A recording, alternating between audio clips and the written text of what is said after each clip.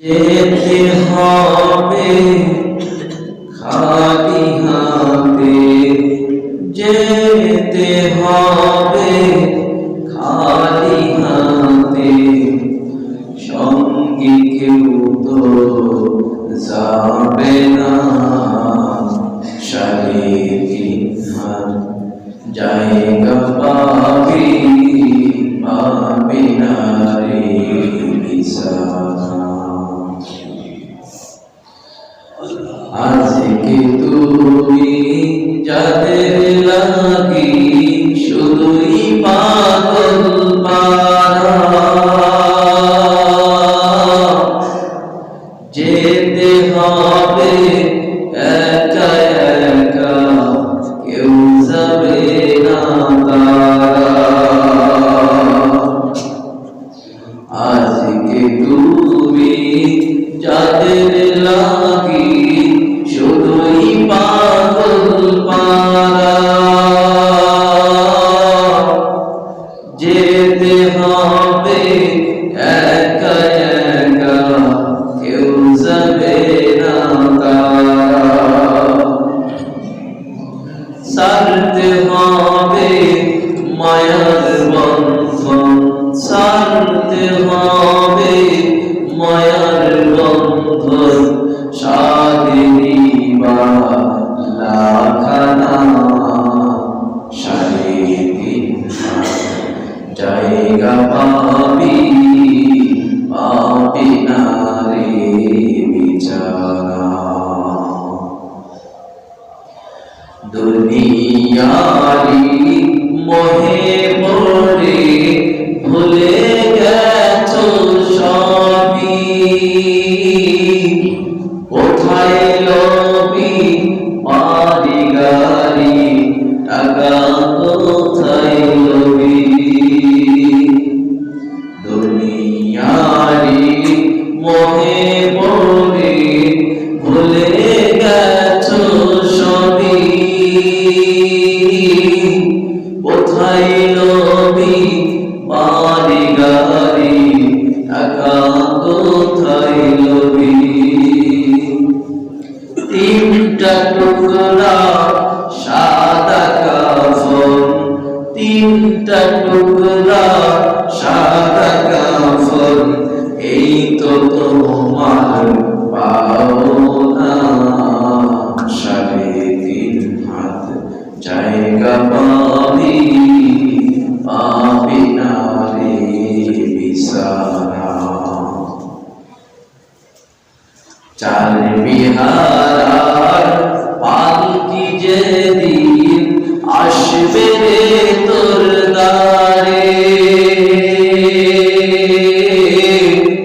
বন্ধু বান্ধব সবাই মিলে আসবে ডারে ডারে। চার বিহারার পালকি যেদিন আসবে রে তোর দ্বারে, বন্ধু বান্ধব সবাই মিলে কাঁদবে ডারে ডারে। ছাড়তে হবে মায়ার বন্ধন, ছাড়তে হবে মায়ার বন্ধন, সাড়ে বা লাখানা, সাড়ে তিন হাত জায়গা পাবি পাবি না রে বিছানা। কথা বলেন ঠিক কিনা? আলহামদুলিল্লাহ রাব্বিল আলামিন। আল্লাহ পাক রব্বুল আলামিনের বড় ইহসান মেহেরবানি, আল্লাহ রব্বুল আলামিন আমাদেরকে অত্যন্ত ভালোবেসে মহব্বত করে সাপ্তাহিক ঈদের দিনে গরিবের ঘরের দিনে আল্লাহ সুবহানাহু ওয়া তাআলা আপনাকে আমাকে দুনিয়ার হাজারো ব্যস্ততা থেকে ফারিগ করে দুনিয়ার মধ্যে সবথেকে দামি স্থান আল্লাহ পাকের ঘর মসজিদে আল্লাহ সুবহানাহু ওয়া তাআলা আশার এবং জুমার নামাজে উপস্থিত হওয়ার তৌফিক দিয়েছেন। এজন্য বলি আলহামদুলিল্লাহ। আলহামদুলিল্লাহ। নবী পাকের দরবারে লাখো কোটি দরুদ সালাম যিনি সাইয়্যিদুল মুরসালিন খাতামুন নবিয়্যিন রাহমাতুল লিল আলামিন নবীর প্রতি ভালোবাসা মহব্বত নিয়ে বলছি সাল্লাল্লাহু আলাইহি ওয়াসাল্লাম। প্রিয় নামাজি ভাইরা, আপনারা সবাই কেমন আছেন? আলহামদুলিল্লাহ তাআলা আলা কুল্লি হাল। আল্লাহ পাক রব্বুল আলামিনের বড় বড় ইহসান, যে মেহেরবানি, যে আল্লাহ সুবহানাহু ওয়া তাআলা এখন পর্যন্ত আপনারা আমার হায়াত রেখেছেন, আমি হায়াতের মধ্যে আছি, এজন্য আরেকবার বলি আলহামদুলিল্লাহ। যে দুইজন ব্যক্তির মধ্যে একজন জহরে মারা গেছে, আর একজন আসরে মারা গেছে। যে আমল কার বেশি হয়েছে? যে হাদিসের মধ্যে এসেছে, যে ব্যক্তি আসরে মারা গেল তার আমল নামার নেকি বৃদ্ধি পেল। বলি না সুবহানাল্লাহ। যে কেন? কারণ হচ্ছে তিনি এক ওয়াক্ত নামাজ, আল্লাহর একটা হুকুম বেশি আদায় করতে পারল, এবং আসর আর জহরের মধ্যে যে সময়, এই সময়টা সে ইবাদতের মধ্যে কাটিয়ে দিতে পারত।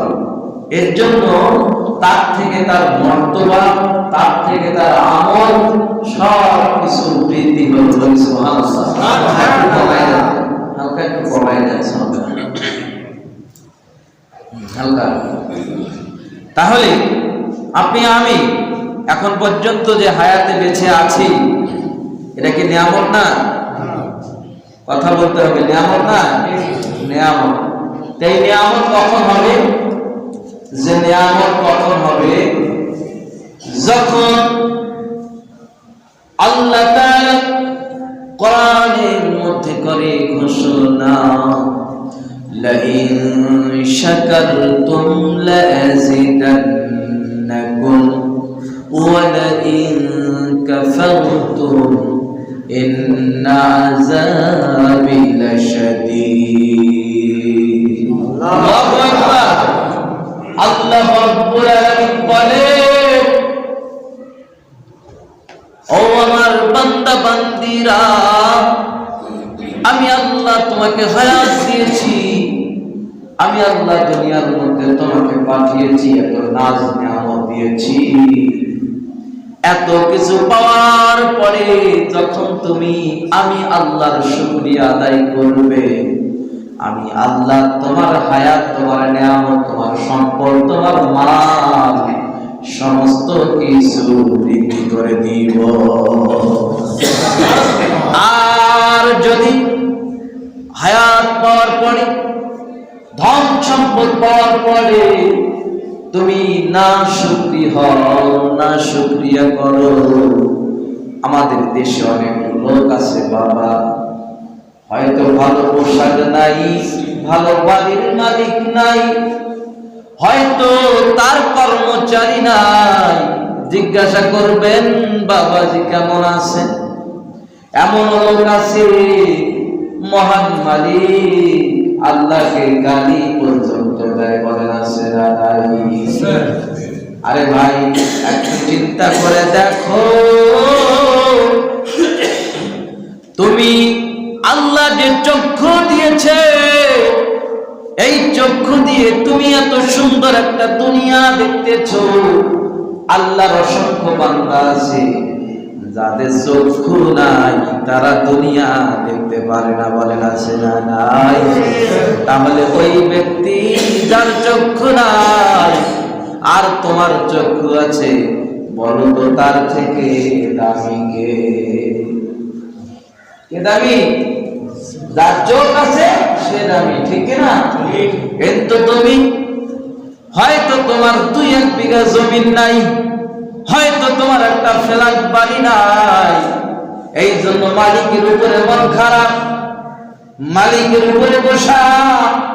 ও ভাই, তোমার হাতে ধরি পায়ে ধরি মালিকের উপরে বসা বাবা না।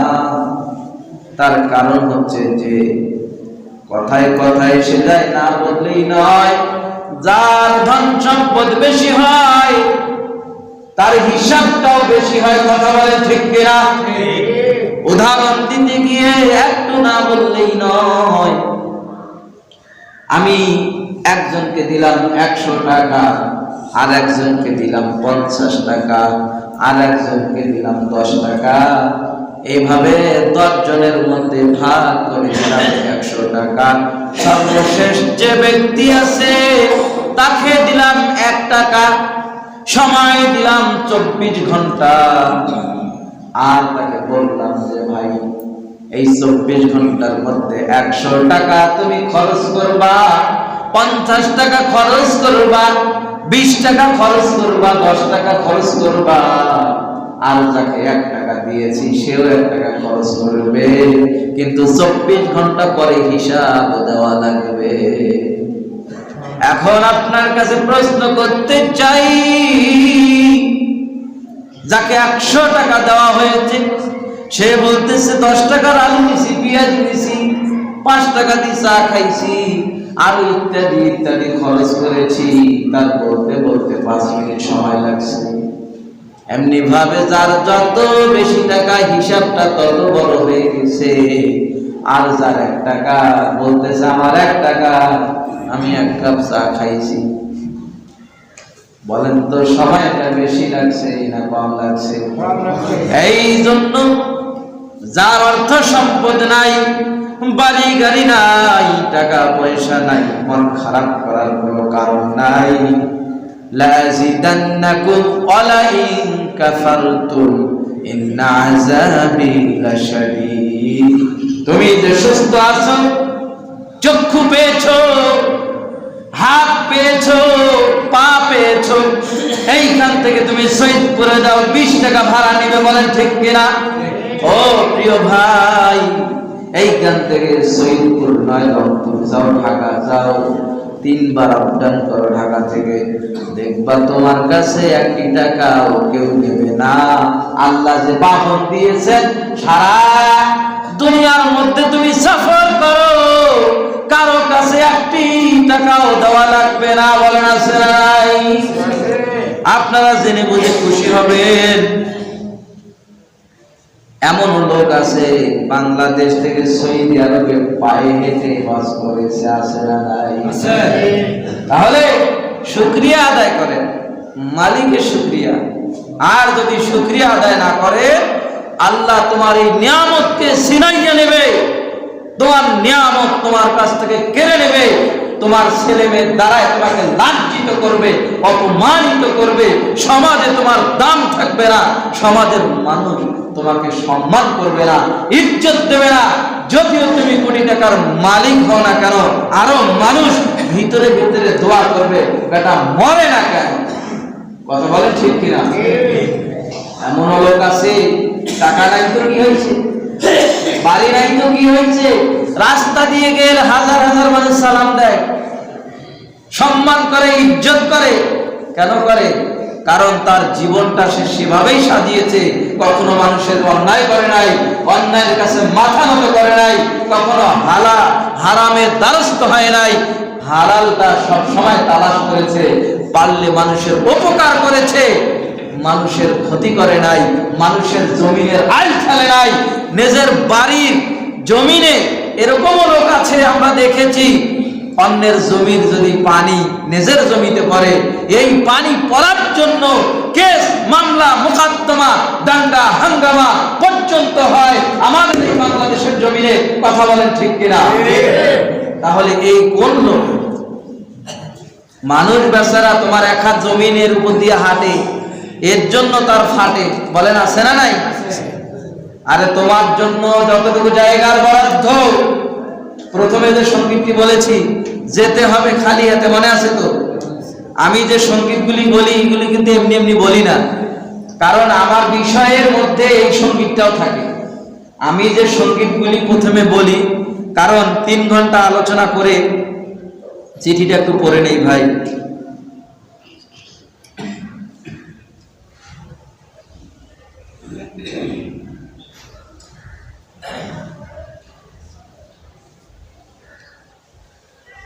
একবার বলি আলহামদুলিল্লাহ। যে আলহামদুলিল্লাহ যতটুকু বললাম এর জন্য আগে বলি, শোনাই আপনাদেরকে। রফিকুল ইসলামের মা গত জুমার দিন শুক্রবার ইন্তেকাল করেছেন, ইন্না লিল্লাহি ওয়া ইন্না ইলাইহি রাজিউন। কিন্তু মায়ের জন্য সুন্দর একটা কাজ করেছেন, যে জায়নামাজের ব্যবস্থা করে দিয়েছেন, এর জন্য বলে আলহামদুলিল্লাহ। দেখেন, সন্তান এমন হওয়া দরকার, কেমন হওয়া, যে মা বাবার কথা ভেবে মসজিদ মাদ্রাসায় খরচ করবে, আর মা বাবা কবরে শুয়ে থেকে এর সওয়াব পাবে। বলি না সুবহানাল্লাহ। সন্তানদেরকে এগুলো শিক্ষা দিব, তাহলে না করবে। আর আজকে তো আমরা উঠে পড়ে লেগেছি ভাই, কি বলবো, সিরিয়াল নাই বড় বড় স্কুলগুলোতে, দেখেন না কি অবস্থা। হায় রে টাকা, মতিয়া নেয় না পানি, বড়কে দেখলে দেয় না সালাম। এই যে আমার সভাপতি আছে, আমি লায়ন্স স্কুল সৈয়দপুরে নাম করা, আমি কোনো প্রতিষ্ঠানকে খারাপ বলছি না, আমার মাদ্রাসার সভাপতি উপস্থিত আছে এখানে, উনি সহ আমি প্রিন্সিপালকে দাওয়াত দিতে গেছি। হাজার হাজার ছাত্র, একটা ছাত্র সালাম দিল না। মানে কথাটা একটু কেমন হইল না? তারাও বড় বড় ডাক্তার হবে, মাস্টার হবে, ইঞ্জিনিয়ার হবে, তো বড়কে সম্মানই করা শিখলো না, এটা আবার কেমন? যান আমাদের মাদ্রাসায় বাইক থেকে ঢোকেন তো, এখানে ছাত্র আছে, সালাম দেয় কি দেয় না? বাহিরের কথা বাদ দিলাম, এখানকার কথা বললাম। আমার মাদ্রাসা হাদিখানায় আছে, ঠিকভাবে কথা বলতে পারে না, 7টা হাদিস মুখস্থ। সুবহানাল্লাহ বলবেন না? ঠিকভাবে কথা বলতে পারে না, বাবার ভাই কি হয় সেটাও জানে না, 11টা সূরা মুখস্থ। আপনি যান না কেটে, দেখবেন আগে সুন্দর করে সালাম দিবেন, জেনে বুঝে আরো খুশি হবেন যে বাবা ভালো থাকলে কি বলতে হয়, দেখবেন সুন্দর করে বলবে আলহামদুলিল্লাহ। তার সন্তানদেরকে শেখান না, কিন্তু ওই সমস্ত জায়গায় হাজার হাজার টাকা পয়সা খরচ করে বাচ্চাদেরকে পড়াশোনার ব্যবস্থা করে দিয়েছেন, আপনার সন্তান তো আদবেই জানে না। তা আপনাকে বৃদ্ধাশ্রমে না রাখবে, কাকে বৃদ্ধাশ্রমে রাখবে ভাই? আপনি কি বয়স হবে না, বুড়া হবেন না, সারা জীবন কি চ্যাংরা হবেন? আর চ্যাংরা থেকে যে বুড়া হচ্ছেন প্রমাণ তো নিজেই। এই তো কয়েকদিন পূর্বে আমার কথা বলছি, আমার মাথায় অনেক ভালো চুল, এখনো দেখতে পাচ্ছেন, মাঝখানে চুল তোলা শুরু হয়ে গেছে। বিশ্বাস হয় না মনে হয়? মাঝখানে চুল তোলা শুরু হয়েছে, হয়তো আর 2-1 বছর গেলে দাড়ি তো পাক ধরবে, আর একটু 2-4 বছর গেলে চামড়াও তো ঢিল হবে, হয়তো আরো 2-4 বছর গেলে এখন যেভাবে চলতেছি হাঁটতেছি হয়তো লাঠিও নিতে হবে। হতে পারে কি পারে না? এমন বিপদের সময়ে, এমন মুসিবতের সময়ে যদি সন্তান এসে পাশে দাঁড়ায়, তাহলে বিষয়টা কেমন হয়? আর এই বিপদের সময়ে নিজের আপনজন যদি নিজের কাছে না আসে, যদি সে থাকে সিঙ্গাপুরে, বাবা থাকে সৈয়দপুরে, তাহলে বিষয়টা কেমন হয় একটু চিন্তা করেন। কারণ টাকা তো আছে, নাকি বলেন? কারণ ওই সময় টাকার দরকার না সেবার দরকার? আপনজনদের পাশে দরকার না দূরে দরকার? এমনও ইতিহাস দেখেছি বাংলাদেশের জমিনে, ছেলে থাকে আমেরিকায় বিভিন্ন জায়গায়, মেয়ে থাকে আর এক জায়গায়, টাকার অভাব নাই, শেষ পর্যন্ত নিজের মাথায় পিস্তল দিয়ে সুসাইড করেছে জাতির সামনে এসে। দেখেন নাই মনে হয়? আমি ওই সমস্ত লোকের নামও নিতে চাই না। তো এই হচ্ছে ব্যাপার। এই জন্য ছেলে মেয়েকে সুশিক্ষায় শিক্ষিত করবেন, কোরআন শিক্ষা দেবেন। ছেলে যখন জানবে রাব্বুকা আল্লা তা'বুদু ইল্লা ইয়াহু ওয়া বিল ওয়ালিদাইনি ইহসানা। আমার আল্লাহ তাআলা করে ঘোষণা, ওয়াকাদা রাব্বুকা, তোমরা রবের ইবাদত করার পরে ওয়া বিল ওয়ালিদাইনি ইহসানা, তোমার পিতা মাতার প্রতি সদয় হও, ইহসান করো, ভালো ব্যবহার করো। সন্তান যখন জানবে তখন একবার জানার পরে 10 বার চিন্তা করবে যে আমি কোরআনে পড়েছি, আর রবের ইবাদত করার পরে আমার বাবা মার সাথে সুন্দর আচরণ করতে হবে। আমার আল্লাহ তাআলা বলেন, ওয়া কুল্লাহুমা কাওলান কারীমা। আল্লাহু আকবার। ও বান্দা বান্দিরে, তোমার পিতা মাতার কথার আওয়াজের থেকে তোমার আওয়াজটা বড় করো না। ওয়াকুল্লাহুমা কওলান কারীমা, তোমার পিতা মাতাকে ধমক দিয়ে কথা বলো না। কিন্তু বর্তমান সমাজে দেখা যায় ছেলে যদি বড় হয় আর যদি মাসে 20-50 হাজার টাকা কামাই করে, তার গরমের ঠেলায় আর থাকা যায় না। আছে না নাই?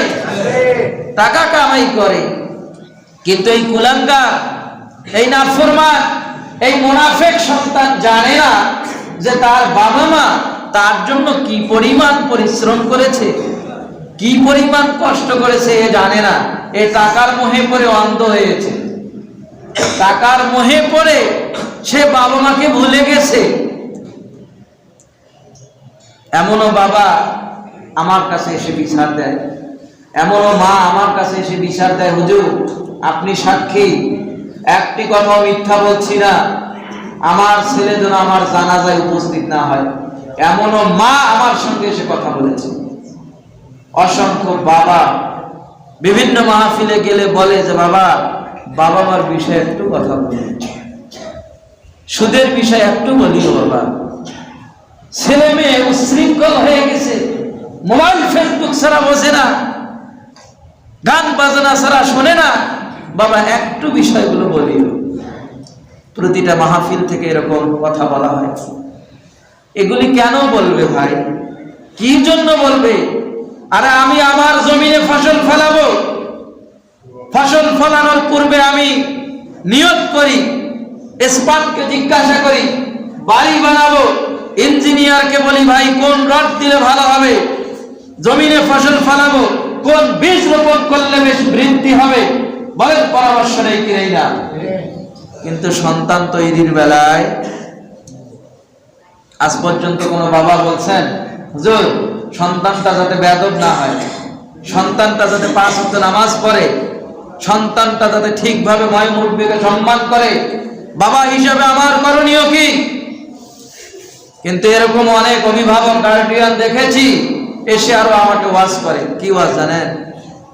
5 পাস যদি না করে তাহলে তো আর ইজ্জত থাকে না, এই জন্য আগে 5 পাস করুক হুজুর, তারপরে মাদ্রাসা দেব। কথা বলেন না ঠিক কিনা? 5 পাস করবে তারপরে হয় দেবে মাদ্রাসা। আরে ভাই এখনকার 5 পাস বোঝেন? 5 পাস এখনকার 5 পাস কি? এখনকার 5 পাস মানে ছেলে আপনার হাত থেকে বাহির। এখনকার 5 পাস মানে ছেলে মেয়ে আপনার আয়াতের বাহিরে। কেন? কারণ ক্লাস 3 মেয়ে মোবাইলের চ্যাটিং ফ্যাটিং যা আছে, গুগল, ইন্টারনেট, ফেসবুক সব জানে, কোথায় কোন সফটওয়্যার, কোথায় কোন ভিডিও, আপনি যতগুলো জানেন না তারা তার থেকে বেশি জানে। কথা বলেন ঠিক কিনা? তাহলে আপনি বাবা হিসাবে নিজের ক্যারিয়ার গড়ার জন্য সুদের উপর 2 লাখ দিলেন, 2টা অবৈধ জমি দখল করলেন, 10টা দোকানের চাঁদাবাজি করলেন, 10টা রিক্সা থামিয়ে 20 টাকা করে চাঁদাবাজি করলেন। কিসের চাঁদাবাজি আপনি করেন? কিসের টাকা আপনি উঠান? গরিবের হারাম এই শ্রম খেটে খাওয়া দিন মজুরের 20 টাকা আপনি কেন নিলেন? তা আপনার ছেলে আপনাকে লাথি মারবে না, আপনার ছেলে আপনাকে জুতা পিটা করবে না, আপনার ছেলে মেয়ে আপনাকে বৃদ্ধাশ্রমে থবে না। কোথায় থবে ভাই? কারণ আপনি তো হারামের উপরে আছেন, আপনি তো হালালে নাই। আপনার ইনকামটা বৈধ না অবৈধ কখনো তাহাকি করেছেন? বাড়ি করতে হবে 10টা, এই চিন্তায় আপনি ব্যস্ত। নিজের ছেলে যে একবারে ধ্বংসের দ্বার প্রান্তে, এই চিন্তা আপনার নাই। এর জন্য আমি আপনাদের ইমাম হিসাবে, খতিব হিসাবে মাইকের আওয়াজ যত দূরে যায়, আজকে এই মেম্বার থেকে একটি আপনাদেরকে মেসেজ দেই, যারা এখনো বাবা হয়েছেন বা হবেন, যারা বাবা আছেন, সবাই এই কথার উপরে একমত হবেন যে আল্লাহ রাসূল সাল্লাল্লাহু আলাইহি সাল্লাম বলেন ইন্নামাল আমালু বিন্নিয়াত, প্রতিটা কাজ নিয়াতের উপর নির্ভর। এবং বাল্লিগু আন্নি ওয়ালাউ আয়া, যে তুমি যা জানো অপরের কাছে পৌঁছাও। ইন্নামাল আমালু বিন্নিয়াত, তোমার নিয়তের উপর সমস্ত কাজ নির্ভর করে। এবং আল্লাহর রাসূল হাদিসে মুবারাকার মধ্যে বলেন, তালাবুল ইলমি ফারিদাতুন আলা কুল্লি মুসলিম, যে প্রত্যেকটা মুসলমানের সন্তানকে দ্বীনি ইলম শিক্ষা করা ফরজ আইন। কতটুকু শিক্ষা করাবেন? এখন আমাদের সমাজে নুরানি মাদ্রাসার অভাব নাই, যেগুলোতে বাংলা, ইংরেজি, অঙ্ক, আরবি সহ সবগুলি সাবজেক্ট তৃতীয় শ্রেণীতে সুন্দরভাবে কোরআন থেকে শুরু করে জানাজার নামাজ, ইমামতি থেকে শুরু করে তৃতীয় শ্রেণী পর্যন্ত তাদের হাতের লেখা থেকে শুরু করে সমস্ত কিছু অনেক উন্নত। বাংলাদেশের কোনো বাফের বাটা স্কুল নাই যে নুরানি মাদ্রাসার সাথে, তাদের শিক্ষা ব্যবস্থার সাথে তারা চ্যালেঞ্জ করে। আজ পর্যন্ত শুনছেন? বাংলাদেশের মধ্যে, সারা বিশ্বের মধ্যে প্রতি বছরে বাংলাদেশের ছেলেরা শ্রেষ্ঠ, বাংলাদেশের মুখ উজ্জ্বল করতেছে কোরআনের হাফেজ হয়ে। ভুল বললাম না বাড়িয়ে বললাম? প্রতি বছরে প্রথম স্থান, দ্বিতীয়, তৃতীয় বাংলাদেশের ছেলেমেয়েরা থাকতেছে, বলি না আলহামদুলিল্লাহ। তৃতীয় শ্রেণী পর্যন্ত ছেলে মেয়েকে কোরআন শেখান, আগে কোরআন শেখান, তারপরে 5-এ নিয়ে গিয়া, 6-এ নিয়ে গিয়া, 4-এ নিয়ে গিয়া লাইন্সে দেন, ক্যান পাবলিকে দেন, টেকনিক্যালে দেন, বড় বড় স্কুলে দেন। আপনার ছেলে জানবে হুমা জান্নাতু ওয়া নারু, পিতা মাতায় আমার জান্নাত, পিতা মাতায় আমার জাহান্নাম। আমি যত ইঞ্জিনিয়ার হই না কেন, আমার বাবার শেষ বয়সে আমার বাবার পাশে আমাকে থাকতে হবে। আমার বাবা যদি বিছানা নষ্ট করে, সন্তান হিসেবে আমাকে পরিষ্কার করতে হবে। সন্তান যখন জানবে আউয়ালু মা ইউহাসাবু বিহিল আবদু ইয়াউমাল কিয়ামা, ও যতই বড় ডাক্তার হোক, যতই বড় মাস্টার হোক, সে জানবে কিয়ামতের দিন সর্বপ্রথম নামাজের হিসাব হবে। সন্তান যখন জানবে কাফাবিল মারি কাযিবান আইয়ুহাদ্দিসা বিকুল্লি মা সামি, যাই শুনে তাহাই বলে, মিথ্যাবাদী হওয়ার জন্য ইহাই যথেষ্ট। সন্তান যখন জানবে আর দুআউ হুয়াল ইবাদা, দোয়া ইবাদত, বাবা মার জন্য দোয়া করবে, দাদা দাদির জন্য দোয়া করবে, এলাকাবাসীর জন্য দোয়া করবে, সন্তান যখন জানবে তখন অবশ্যই আমল করবে। কথা বলেন ঠিক কিনা? আরে ভাই, আপনার সন্তান তো জানে না। আজকে যারা বাবা আছেন, ধরান না 5টা কালেমা ছেলেকে গিয়ে, হ্যাঁ, স্কুল যায় না এর জন্য প্রেরণ। বেটা যে তাশাহুদ জানে না, খবর নিছেন? বেটা যে মুইতা পানি নিতে পারে না, খবর নিছেন? বেটা যে ঠিকভাবে ওযু করতে পারে না, খবর নিছেন? বেটা যে গোসলের ফরজ জানে না, খবর নিছেন? তাহলে যদি সে পবিত্র না থাকে, সবসময় যদি অপবিত্র হয়, তাহলে এই সন্তানের দ্বারায় কিভাবে আপনি ভালো কিছু আশা করেন? এর জন্য নিজের সন্তান, নিজের ছেলেমেয়েকে এই শিক্ষাগুলো শিক্ষিত করবো তো ইনশাআল্লাহ। আর এই শিক্ষাগুলো যেন কোথায় দেওয়া হয় ভাই? কথা বলে না। এই শিক্ষাগুলো যেন কোথায় দেওয়া হয়? আমাদের এই সমস্ত মাদ্রাসাগুলোতে। মানে বাচ্চার 10 বছর হওয়া পর্যন্ত শেখান। এখন প্রতিটা মাদ্রাসায় বাংলা, ইংরেজি, অঙ্ক আছে, টেনশনের কোনো কারণ নাই। এরপরে ডাক্তার বানান, মাস্টার বানান, ইঞ্জিনিয়ার বানান, আরো বড় বড় বুদ্ধিজীবী বানান, দেখবেন মুসলমানদের কাজে আসবে। সুবহানাল্লাহ বলবেন না?